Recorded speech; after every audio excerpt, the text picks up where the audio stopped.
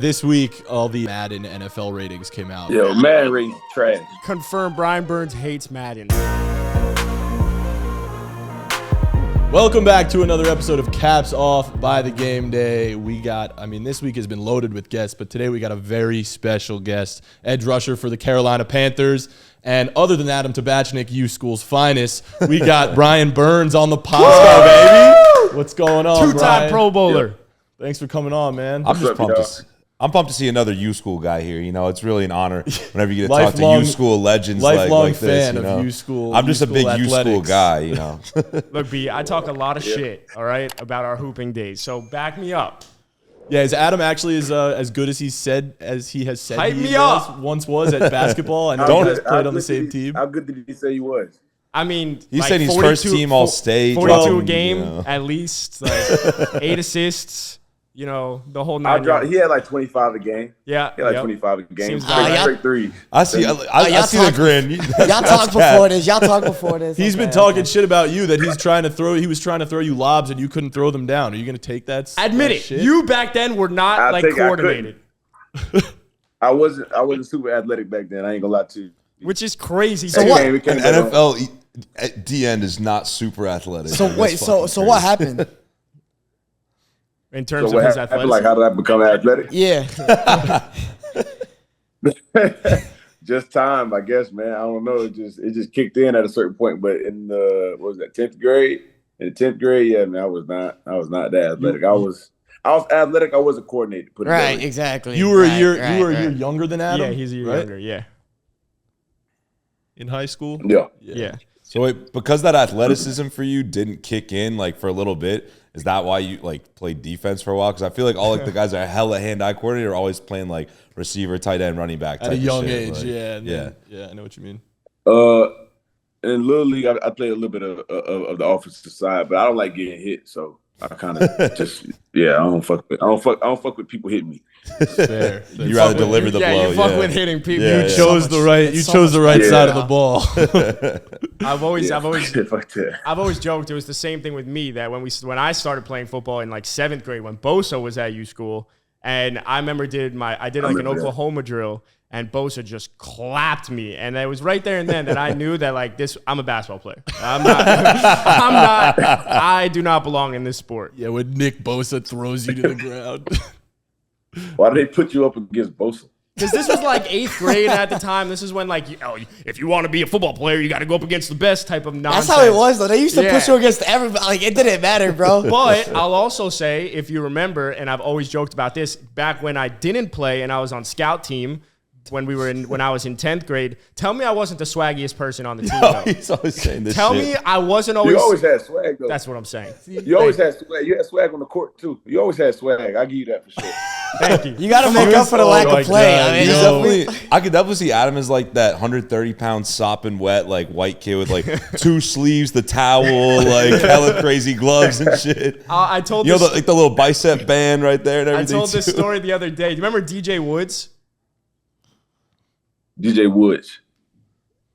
Yeah. Whatever. He had the long dreads. And remember that year when like all these Nike teams had the Pro Combat gloves and it had the logo in it. It was like the first year. Did you have those? Well, our logo was a U. So my cousin was like friends with someone at UM, so I had the U gloves. And I'll never forget DJ Woods stole them from me because I didn't play at all. And he was like every week in and week out, it was like, bro, give me the gloves. Give me the gloves. If someone had him. But yeah, it's enough about me. That's funny. Yo, we do want to talk about, NFL stuff, get a little insight from you. As Adam said to you before the show, like, we're no experts, so, having a guy who's in and around the league all the time is very insightful for us. So, obviously, there was a photo of you and your new quarterback, Bryce Young, going around of you just towering over him and making him look small. I'm not sure if that's because you're so big or because he's so small. So, our question is, do you think Bryce Young's height is going to affect how he plays as a football player?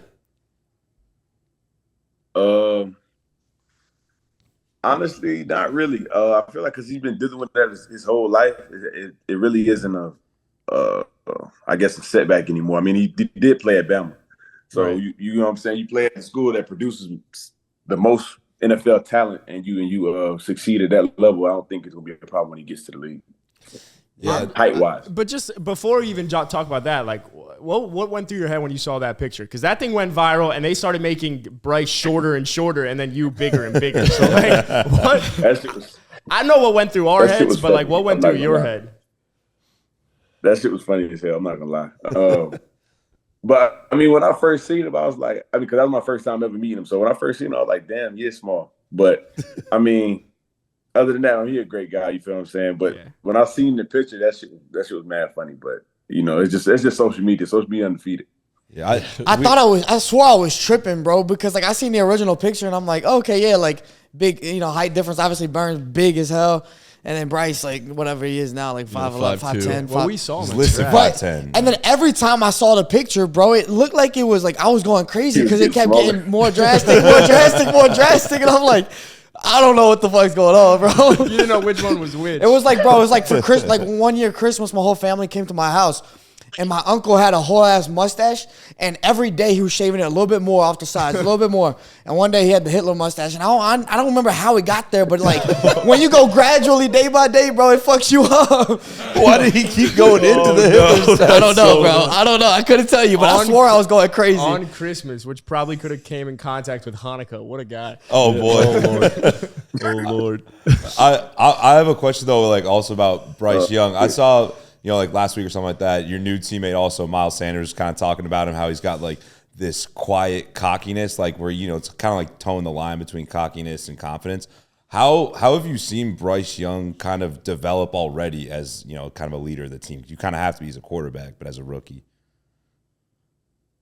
He does it in a quiet way, like Miles said, but he knows that he can play. Like, he knows he's like one of the best players on the field. And he has that confidence because of the throws I've seen him make. Because, you know, I was out for mini camp, so I was able to sit on the side and actually watch him like process and watch him go through his progressions and whatnot. So he has confidence, definitely, but he doesn't like boast or anything like that. So I could say that he's he'll take that leadership role. He'll probably come into that leadership role more for the offense in training camp. Also, sure. B, you mentioned obviously you had to sit out and watch. How is your ankle recovering, by the way? I know you had surgery. Oh, I'm 100. I'm good now. You're good? You're going to be good for week 1? For sure. All right. Let's go. Easy. That's great, dude. Bringing it back to Bryce, obviously you've played against a lot of quarterbacks. Who would you compare him to that you've played against? They could be in the league maybe before, but I think you think it's like smaller guys like a Kyler Murray. There's like Tua, like smaller guys like that. I can't compare him to Kyler necessarily because of Kyler's athleticism trait to escape. Yeah, he's too fast. Yeah. I played against Breeze, and I think his closest comparison might be Breeze. I love that. But that's mainly because of the way how smart he is. He's a smart guy. And I could tell that just through these little practices. I mean, I'll get a better feel for it in training camp, but of course, he's definitely smart. So I probably definitely say Breeze. Like super accurate thrower, kind of like Drew Brees too. Very, very accurate, especially in that short mid range, and he'll definitely go deep on you. But he's a quick processor. He gets the ball out super fast. So, you know, and then obviously the height situation. But I mean, it doesn't stop it. He doesn't get any balls batted from what I've seen. I think he might have had 1 or 2 balls batted the entire OTA. So I mean, that was Drew Brees. You always saw them pictures of Drew Brees kind of like peeking over the line, but he was able to throw for what we talked about the other day, over 5,000 yards, like year after year after year after year. It's also crazy because not only was the picture with you that went viral, there was another picture that went viral, was him behind the offensive line, and he's hearing that he didn't even get any of these passes batted down. I mean, the offensive linemen are also fucking disgustingly huge humans. Yeah, I mean, look, don't get me wrong. I think height obviously matters as a quarterback, but we probably skew it way more than people think on the field. 100%. Yeah, Drew Brees, Russell Wilson also is like 5'10", right? Yeah. So, yeah. 2 was 5'11". Yeah, Russell's short. Yeah, I mean, that's high praise, man. Drew Brees is a good compliment.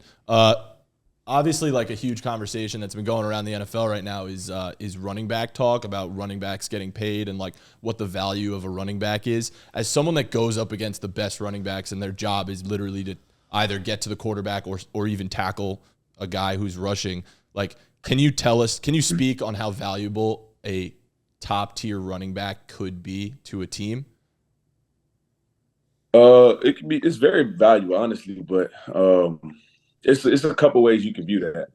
Just looking within, what I'm saying, history and prior Super Bowl champs. Like if you look down the list there's a lot of Super Bowl champs that didn't have like a grade one, top five running back, and they're still able to win. But the biggest part of the game, in my opinion, that can really dismantle the defense is a run game. So if you have a solid run game, or you can always fall back to your run game, that's very dangerous for a defense, and it's annoying, honestly. But I think it's very important, and I do think they're getting fucked in this situation. So. They're definitely getting screwed. I mean, look, we were saying that yesterday. And we were talking about this yesterday. Also, like that Derrick Henry Titans team 2 years ago was the closest to really having like your offense run through a running back. And obviously they were the 1 seed and lost to the Bengals. Obviously Saquon this year really, accounted for I think 40% of the Giants offense, but that didn't get them far enough. I agree. I think we all agree, like running backs should get paid. They should get paid what they're worth. But at the same time, when you point to like analytics that look over the last 13 or 14 years, and the leading rusher from that winning team, was making $2.5 million or less, it's really hard to sit there and be like, I can justify paying this running back. I think it's tough. Yeah. I think like that makes a lot of sense. Yeah. I was just thinking like not even from a contractual standpoint. I feel like we from the outside look at this as like the analytic stuff of like, oh yeah, you can't win with like you're not going to win because you're running back. But like, I'm curious is like from your perspective on the defensive end, like, does it actually make a huge difference to be going up against like a super talented guy like a Christian McCaffrey who you played with, or like a Saquon Barkley versus like a lower tier running back? Like from a defensive standpoint, like while you're in one play at a time, like does it make a huge difference for you? Like a Pacheco or something. It does. It makes a huge difference because those type of guys, Christian, Saquon, Dalvin, Chubb, whoever, they can really hurt you. One, but it's different styles. It's different types of styles. Obviously, y'all know that. Like Chubb's gonna wear your defense down. He's gonna get 5-6 yards a pop every play. Saquon, he can wear your defense down, but I view him more as like a home run. I feel like you give him a little bit of wiggle room, he can take it distance. And Christian is just like, I don't even know what the fuck called Christian. Christian's like all around, like Christian. Yeah, and I know he's crazy because I've seen him in practice. Like people don't even understand how talented that man is. So I've heard like some crazy practice stories of Christian McCaffrey when he was a rookie, like in training camp and everything. What's like the moment that you realize, oh shit, this dude Christian McCaffrey is different? Okay, so I knew he was good my rookie year in training camp, like obviously, but the main thing that stuck out to me is how serious he took practice and like his body and everything like that. That's like I had a good rookie year of examples of vets. Like I had Luke, Christian, Gio, Cam for a little bit. So I had a good list of vets, and the way he took practice was definitely stood out more than anything. But that year he had was ridiculous. Like the 1,000 year, that was ridiculous. That's when I knew he was. Yeah, that's when I knew. Like, that he's tough. He's tough. Speaking of running backs too, like I'm curious as a defender, what's a harder player to tackle? Someone that's kind of just ground and pound will run down your throat like Derrick Henry, or a more elusive dude like Christian McCaffrey? Good question. Damn, that's scenario based. So I would say in open space, obviously the more elusive guys are harder to tackle. But when that bigger guy or that ground and pound guy gets his wheels turning, he's probably harder to tackle just because. Yeah, that probably annoys the shit out of you too. Like all damn day, just wearing you the fuck down. You're like, God damn, dude. I prefer the big motherfucker though. I prefer the big motherfucker over Christian. You're a big motherfucker. I can see that though. That's a little easy. I prefer that. Who's underrated then? Because a lot of people, like you mentioned Derrick Henry, Jack. Everybody looks at Derrick Henry as that type of guy that like ground and pound. You think about Nick Chubb. Who's underrated in that sense out of running backs? Cordell. Cordell's probably underrated back that because Cordell's heavy, man. Cordell's like 235. He's big. like 6'2", 6'3", He's something like that. Dense. He's underrated in that sense, and believe it or not, this is another alumni from Heritage, but Sony Michel, like back when I had he was nice. we went against him. He was tough. He's a heavy, dense guy. Like he's just heavy, and he was tough to bring down. Like every time he hits, you're just like, fuck, like that hurt more than I thought it would. I think. Yeah, and then they like fall for like an extra 2-3 yards. It's annoying. Yeah. I mean, you speak on Sony quickly, and obviously you went to FSU, so you had Dalvin there and Cam Akers. But then you look at, let's say, like a Sony who was at Georgia, and you could put together any Georgia running back, as you know they have so many running backs. Yeah, pick so who's RBU in college from your perspective? RBU, Damn, I never thought about that. I didn't think about it either. But like for me, I'd say Georgia. I think we've talked about like Georgia or Bama. Like DeAndre Swift, Nick Chubb. But like Bama's got crazy ones. It's got to be Bama. I say it's Bama by far. What? Now that you say it, yeah. Yeah. Is it Bama by far though? Yeah. Because look. Even Bama going had back, that one running back room that had like four NFL starters. Even going all the way back, like to Trent Richardson, Mark Ingram, Derrick Henry. Yeah. People forget also. People forget about like T.J. Yeldon. And who else was on that team was Alvin Kamara, who never played when he was. Yeah, but that don't count. I like, don't count him as an Alabama running back. Remember, they went like. They got They crazy. had that one running back room. It was like Najee Harris, and then you had like Najee Harris. What would you say? What would you say? I think it's between Georgia and Bama for sure. But I feel like some of those Bama running backs didn't really pan out the way we thought they were going to. Yeah, that's true. What? Well, yeah, Trent Richardson was a bust, but I'm just saying, like at Bama, bro, like he was a top 10 pick. At Bama, yeah. I'm kind of curious. fact. I'm the college football guy. I feel like out of the four of us, and like playing at Florida State, like that's one of the premier programs in the country. Everything you probably played, I'm sure, all over the country at a ton of different stadiums. What's the loudest college football stadium that you played in when you were at FSU? I would say Clemson. Clemson. Yeah. Why is that? Is it just we played like Clemson it was ridiculous. We played Clemson that night. It was like jam packed, whatever you want to call it. It was sold out, whatever, and it was OD crazy. Like fans talking shit. Like I haven't played in like a super like hostile environment like that. That was my sophomore year. Yeah, that was my sophomore year. It was crazy though. Yeah, was that like the Trevor Lawrence years too there and everything, where they were just fucking insane? Nah, Trevor wasn't there. He wasn't playing yet. It was Kelly Bryant. Kelly Bryant. Yeah. No, that was he went to I went to Mizzou. He ended up transferring to Mizzou. That's the only reason he I know did. that. Yeah. Nice. And then We talked about some running backs that are obviously hard to tackle. I'm curious, who's the hardest quarterback to go up against in the NFL? From what type of standpoint? Ooh, good I feel question. like not just like because Mahomes is the easy answer. So like, well, but he has. I don't think you've played. You haven't played the Chiefs yet, right? Yeah, I played him once. What was that? 2020.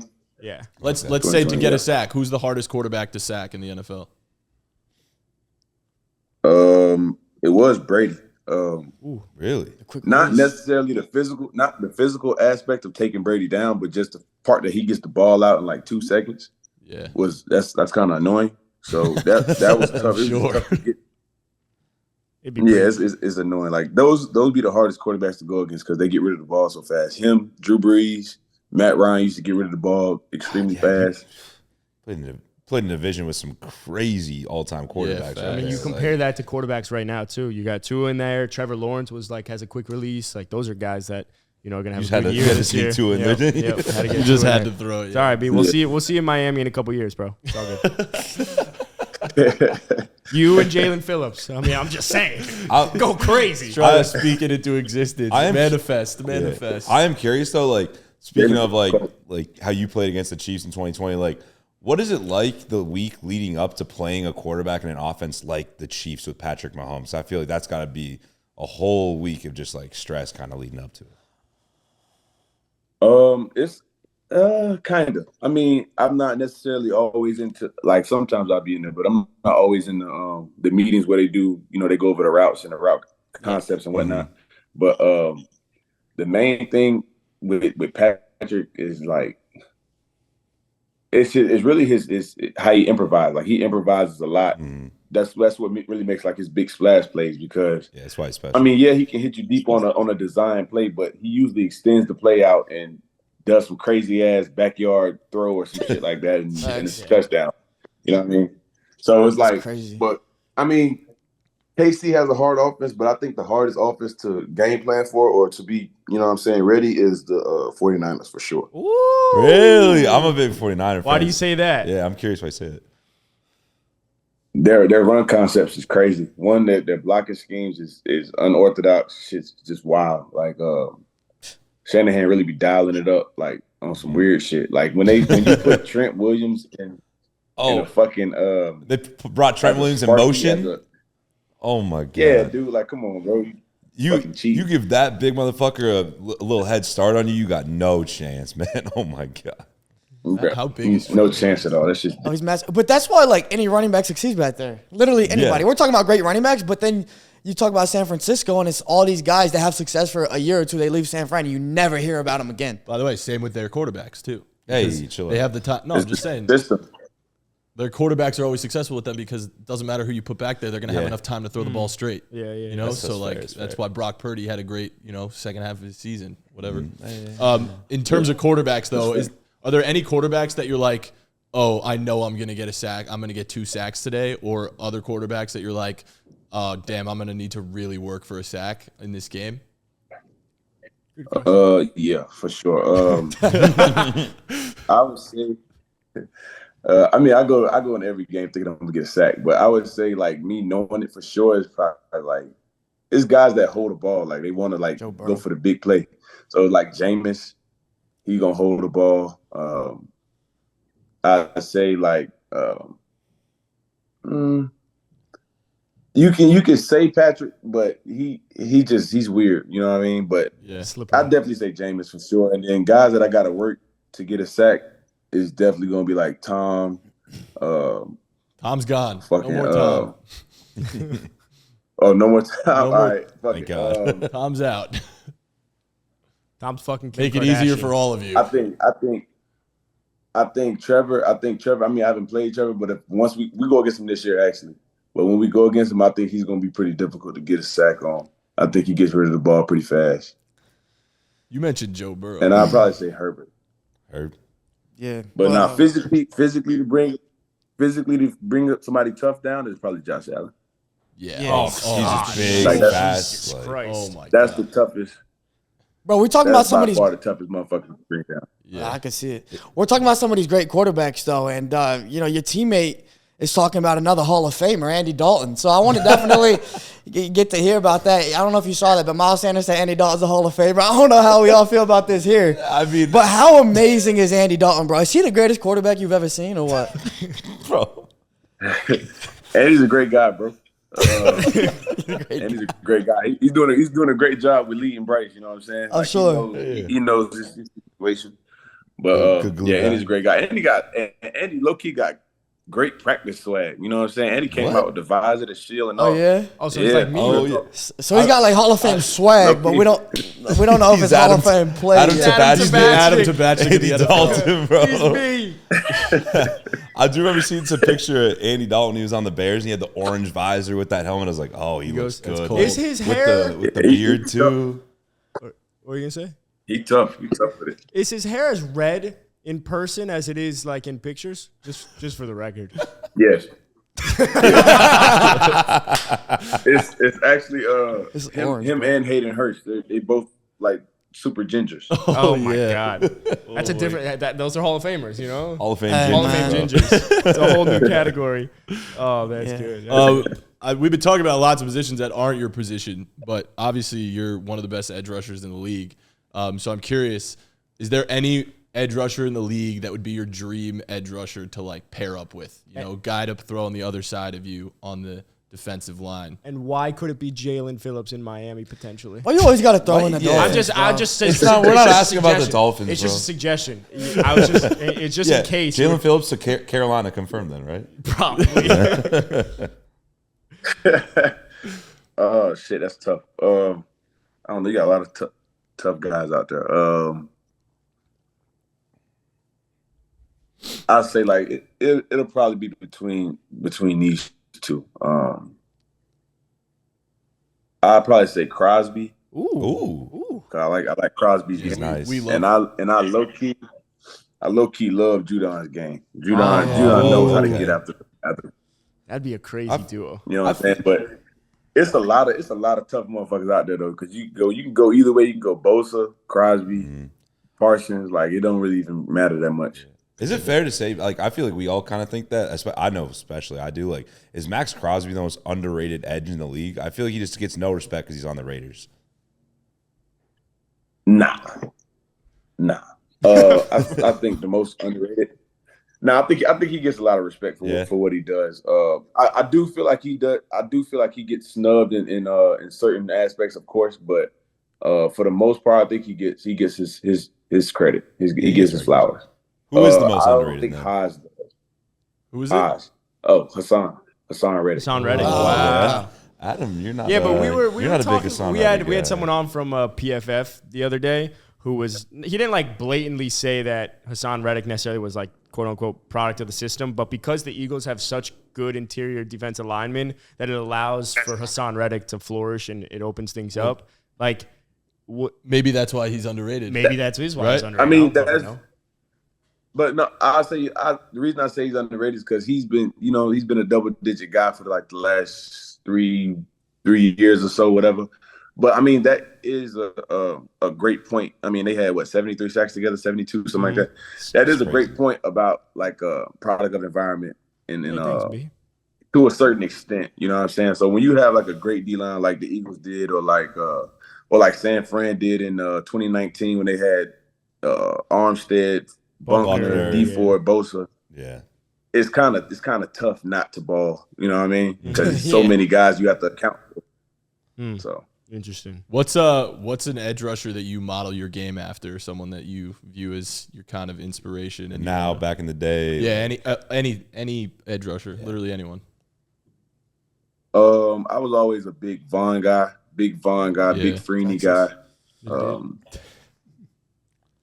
I always fuck with Vaughn, Freeney, and I probably say like JT. I was always big on watching Vaughn, Freeney, JT, but my favorite DN was always Julius Peppers, but we just too different. Have you had a chance to meet Julius Peppers then? Because I know he played with Carolina for a while too.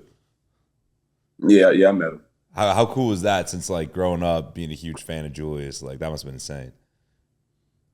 It was cool. I mean, but I met him when I was a kid because my brother played for Carolina, so I met him a long time ago. Okay. That's that cool. Little Jocko. Yeah, I met him when I was like 8. Was that a little Jocko Fuel slight plug? Yeah. Shameless plug. All right. You know about that? little caffeine injection. Is that a Florida thing? No, Jocko. You know Jocko Willett, the Army, the Navy SEAL. You know, whatever. No clue, bro. No, you never. No, Florida, right. Bro. You guys. Hey, U school. Just out of curiosity, you know what a black box is, dude? Do I know what a black box is? Yeah, like if someone said the airplane black box, would you know what? Do you know that? No. Thank you. Yeah. Thank you. I mean, you like, come on, like Mr. Musso's class. They didn't. You never. Come on. Dude, relax, bro. Relax. First, calm down first. Man, what are you talking about? He has no fucking clue. Yeah, whatever. Adam, for reference, Adam says a lot of shit to us that he thinks everyone knows, and no one has a goddamn clue what he's saying. I say a lot of random. Like every day, there's at least 2 or 3 things. So I'm we're like, trying to what? confirm if maybe it's like a Fort Lauderdale thing. Adam, or do South that Florida thing. See if he knows what that is. So that's the Adam thing. Yeah, it's an Adam thing. You probably have a weird Adam story, huh? Maybe you got one from the basketball team. I'm very curious. Not. Probably not, honestly. Weird Adam story. No. Give me some time. I might think of one. All right, yeah. We'll save it for the end. Here's another conversation we were having a few weeks ago. Trayvon Diggs tweeted this thing basically saying that, what did he say? He said it's harder to get an interception than a sack. That it is harder to get an interception than a sack. As someone that actively gets what? sacks. Yeah, Trayvon Diggs said this. He tweeted it. So I'm curious, do you think that it is harder to get an interception or a sack? Look at his face. No bias. I think I would say, fuck. I don't think you should. I don't think it's that simple. I think I only think he said that because you got more guys that get a sack than a pick. But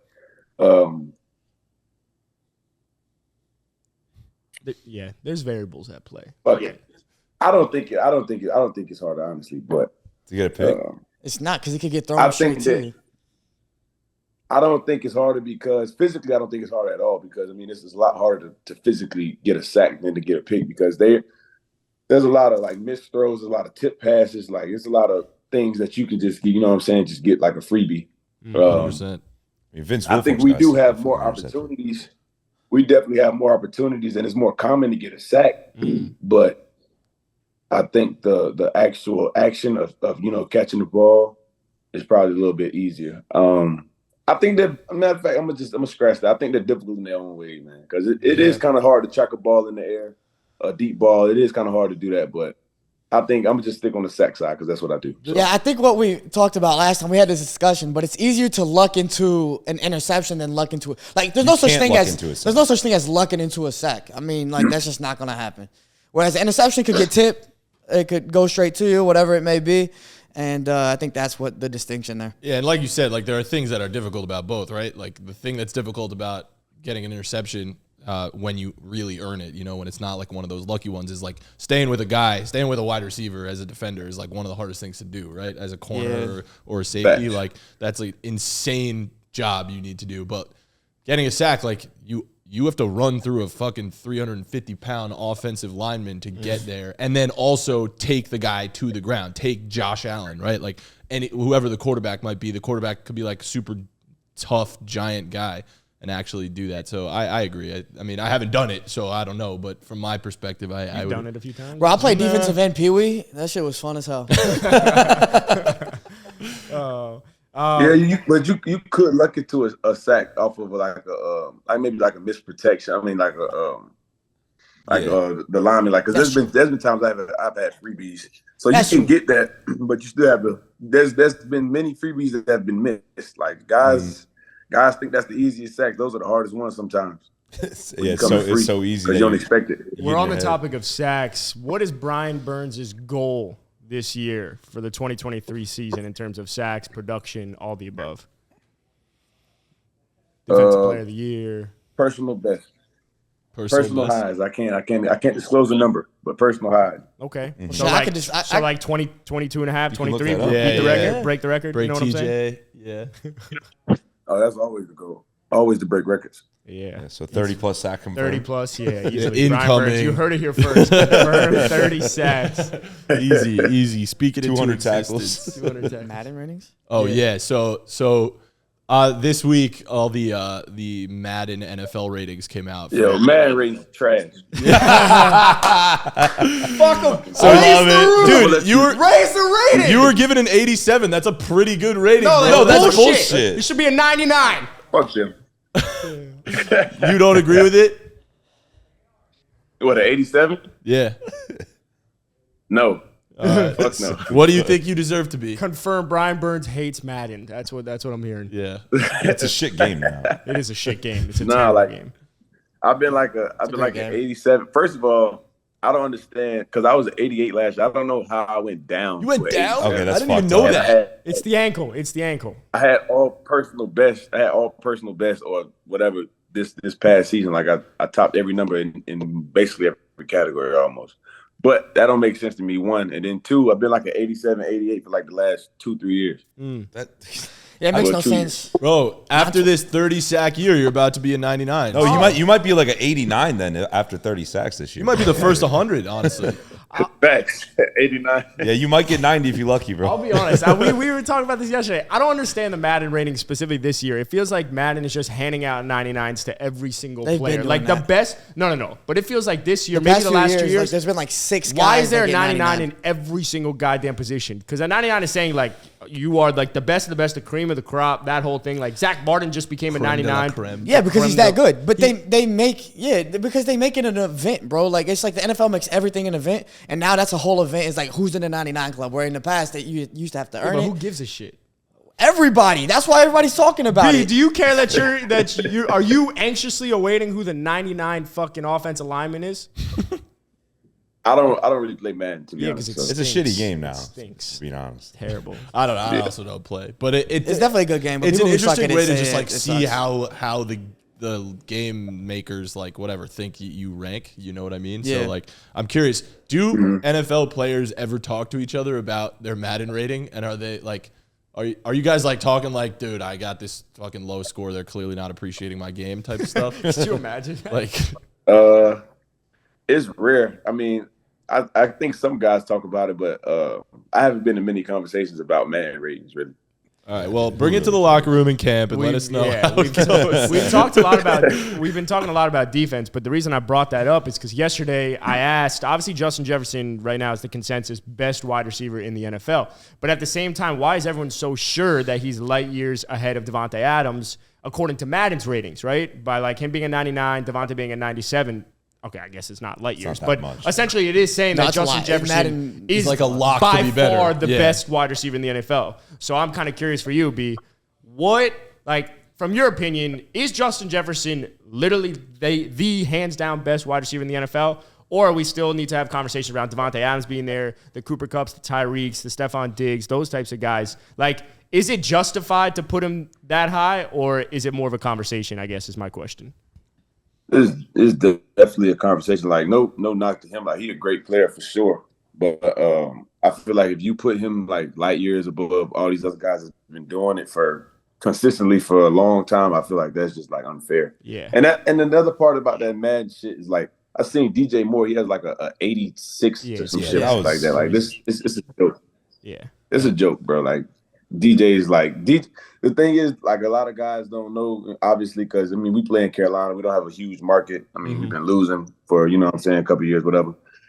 So a lot of guys don't be watching our games, but if they actually, like, watch DJ and see what he went through, like all these different quarterback changes, the offense struggling, whatnot, they wouldn't be so surprised when people say that he's a wide receiver one. Like, I don't know why that's like a shocker.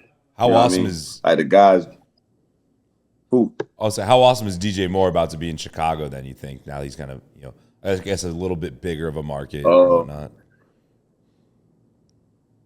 It all depends on – I mean, I think he's going to do good wherever he goes, but because he been to the – you know what I'm saying? He been through the worst of the worst, you know what I'm saying? He had like 4 or 5 quarterbacks in 1 year. Yeah, anyway, shout out to him. I feel like Baker. Sam Darnold, Baker, PJ, Jacob Eason. Like it's been tough, but I feel like he'll be good in Chicago for sure. I think Justin Fields is talented, so we'll see how that goes. Justin Fields is probably so hard to tackle in oh my space. God, I would imagine he is probably so hard. Nah, I definitely think so. And he's not a small guy either. He's like 6'4". He's tall. Is he 6'4"? He's really tall, dude. Yeah, he's big. He's thick. He's like 6'3", 6'4", like 230, maybe 235. Jeez. Bigger than you think. God, shout out your dynasty team, bro. You know what I'm saying, bro. It's all about dynasty. Dude, I love that shirt, by the way. The Joker shirt. Oh, appreciate it, bro. Yeah, Quickly, I saw yesterday it, that bro. it was like 15 years. Where since does the Dark Knight came out. inspiration for Brian Burns to be the next Spider-Man, over Tom Holland, where does that one come from? Like, if they asked you to play the next Spider-Man over Tom Holland, would you accept that? Oh, I would love that. Yeah, Just that's it. That's all you got for me. That's it? no doubt. Yeah. Yeah, all right. Brian Burns' acting career takes off right now. Who would say no to being Spider-Man? Well, what's the backstory with the Spider-Man stuff? It kind of just happened in college. You be fucking around in practice and whatnot. I mean, I always liked Spider-Man as a kid, but you be fucking around in practice and whatnot. And I was looking at Vine, and I seen this Vine one time where the dude did it on like a porch or some shit, and I was just messing around in practice, and I did it. And then it was jokes and jokes, whatever. But the weekend we played Wake Forest, I got a sack. And I don't know what told me to do it because I didn't plan it. I just did it again. And then it got like a fire picture. And from that point on, it's just been like Spider-Man. So. I love it. I love that. So I'm just going to start doing like a random pose every episode and hope that it catches on or something. Yeah, Definitely. I'm hella curious because like I feel like a lot of like defense and shit when they get a turnover, like a pick or fumble or something like that, they always have some kind of celebration or there's like some really coordinated celebration. Like, do y'all practice that? Like in practice, is there a day or like some time where the offense and defense will be like, all right, if we do this, this is what we're doing to celebrate? Ooh, good like this. That's a good question. Yeah. So yeah, we do that sometimes. Sometimes it don't go as planned because guys got adrenaline pumping and they you know what I'm saying. So it'll never go as planned all the time. But I done seen some teams really, execute their celebrations. But the Eagles, they do a great job of like whatever D lineman gets the sack, the guys behind him does his celebration. You know what I mean? Oh yeah. I see that. So, like, that's easy.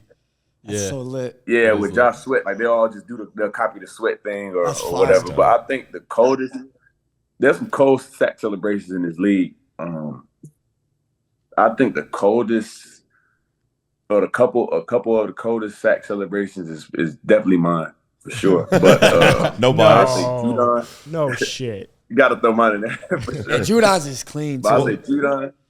You got a cold ass sack celebration. I fuck with Sweats. I fuck with Josh Sweats, and I fuck with Javon Hargrave. What's his one? Yeah, what is He does like the you ever seen that one? What does he do? Like he What does does he like do? to kick the door down, like he. Oh, that's him. That's sick. That one's sick. That Yeah. is sick. Hey, he goes. That can be real nice in San Francisco. All right, yo. Yeah, that's tough. And then both have got the shrug. Yeah. Nah, the I shrug, do the shrug, like that nah, the one. shrug corny as hell. Greatest sack celebration ever, DeMarcus Ware. I'm just saying, he just smacked the ground. I like Justin Tuck. He would just bow to you. That wasn't bad. That was pretty good was too. good. That was pretty good too. Before we let you go, Brian, we like to ask all of our guests the same question. Can you give us, Brian Burns, your top 10 quarterbacks in the NFL right now? We asked,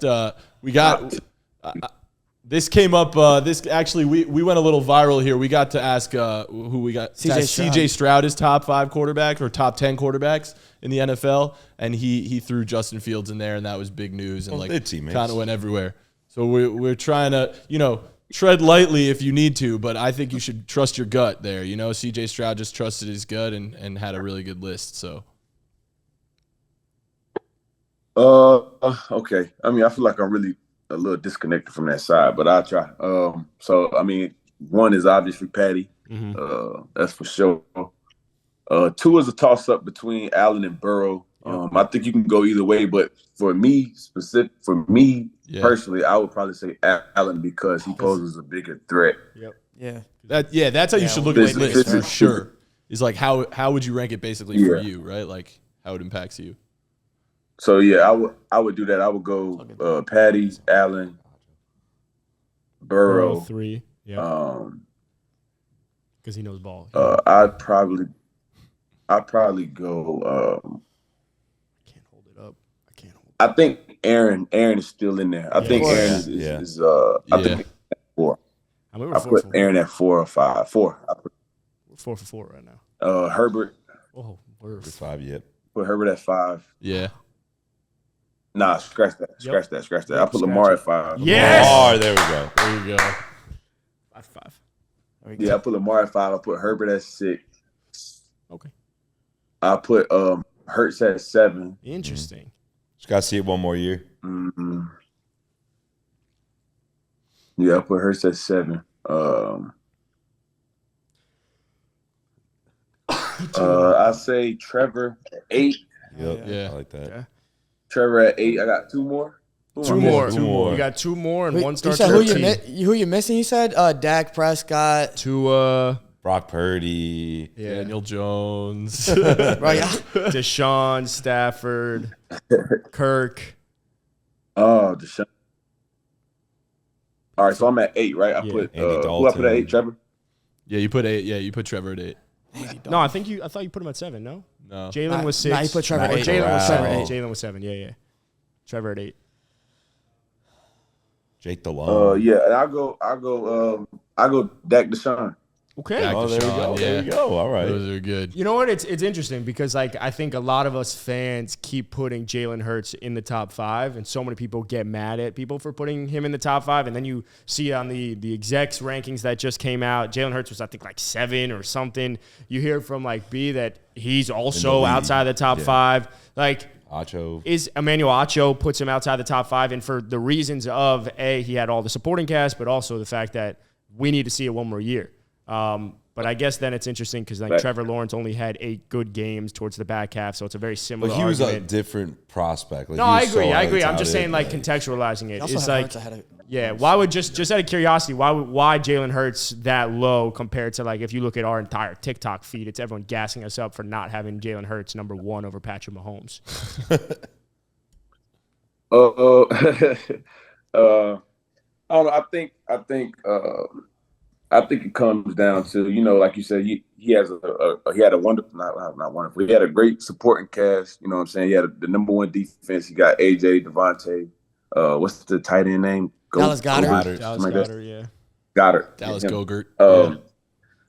Yeah. Yeah, them. So he had Miles. So I mean, he had a lot of help. You know what I mean? Yeah. But it's also the point that we have to see it again. Like he had a phenomenal year. You know what I'm saying? Phenomenal Super Bowl game, everything. But we just got to see it again. Mm-hmm. And I feel like it'll be a disservice if I took A-Rod out of the top 5. Agreed. Because he's been doing it for so long at such a high level. Yeah. So I agree. All right. Well, I got one last thing that I was just thinking of. We like to come out with some hot takes and things that are probably not going to happen, but that's why it's hot, right? It's not a regular take. I'm kind of curious, what are some of Brian Burns' hottest takes for the upcoming NFL season? Could be anything. Could be about a player. Could be about a team. Could be about the Panthers. Could be about Bryce Young's height. Could be about Andy Dalton potentially dyeing his hair. It could be anything. But just like off the top of your head, what are some things besides the Dolphins coming out of the AFC that you'd say are like the hottest takes that you're looking at as like a fan and not just a player? As I'm looking at as a fan and not just a player. Or as a player. I mean. But he is a player. You are a player. This is funny. Sure, hot take. The Panthers are going to win the NFC South. Fuck yeah! I love that. Let's go. It's wide open. No, you don't. To the left because you gave us a 4-13 record. Was it you? Was that me? Did you do it? Who's on your left? Did I do the Panthers? It was me. Who's on your left? Yeah. It was me. Matan? With the hat. Sorry. Oh, with the hat. Oh, me. with the hat. Yeah. That's fucking me. Jack. With the hat. Jack. Yeah. Hey. I didn't know you were going to have 30 sacks. If I knew you were going to have 30 sacks, that's different, Like, bro, he called you out. The Carolina Panthers are winning the NFC South. You heard it here first. So should I bet on that? Fuck. Yeah. Yo, Brian, thank you so much for coming on, man. Appreciate it so much. Appreciate you, B. Good luck this season, dude. We'll be watching. Appreciate it. Go ahead. What were you about to say? I was just gonna say, do you guys play New York this year? The Giants? Giants or the Jets? Nah, we got a joint practice with them. Is it in New York? Nah, they come to us. Oh wait, we got a preseason game. We got a preseason game against the Giants. Ooh. In New York. What year? What year? What day is that? Like what do you know what week that is? We could check. We should try and get you preseason too. I don't know. Tuesday, August 26th, bro. Like he's got the. You don't know off the dome? I realize. No, I'll pull up. I'll pull up for sure because most likely I'm not gonna be playing in it. So I'll August pull up 18th. For sure.